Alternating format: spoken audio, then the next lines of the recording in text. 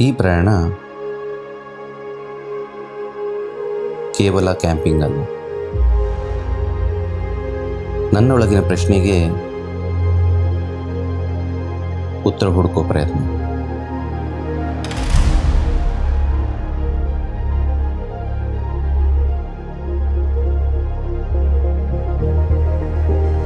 ಎಂಬತ್ತಕ್ಕೂ ಹೆಚ್ಚು ಕ್ಯಾಂಪರ್ ವ್ಯಾನ್ಗಳು ದೂರದ ಒಡಿಶಾ. ಆದರೆ ನನ್ನ ಪ್ರಯಾಣ ಬೇರೆ. ಮಂಜು ತುಂಬಿದ ಬೆಳಗ್ಗೆ, ಒಂದು ಕಪ್ ಚಹಾ, ಸನ್ಸೆಟ್,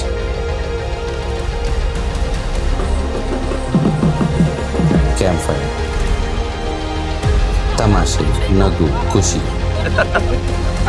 ಅನುಭವಗಳನ್ನು ಹಂಚಿಕೊಳ್ಳೋದು. ಅಕಸ್ಮಾತಾಗಿ ಒಂದು ಗಾಡಿ ಮಣ್ಣಲ್ಲಿ ಸಿಕ್ಕಾಕೊಳ್ತು.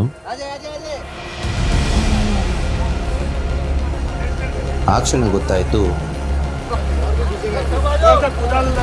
ಓವರ್ಲ್ಯಾಂಡಿಂಗ್ ಅಂದರೆ ಕೇವಲ ಕ್ಯಾಂಪಿಂಗ್ ಅಲ್ಲ,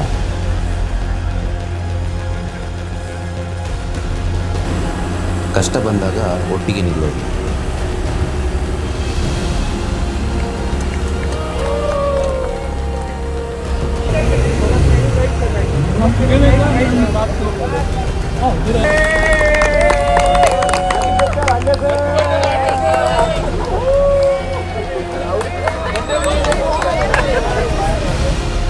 ಸ್ಥಳ ಬದಲಾಗ್ತಿತ್ತು,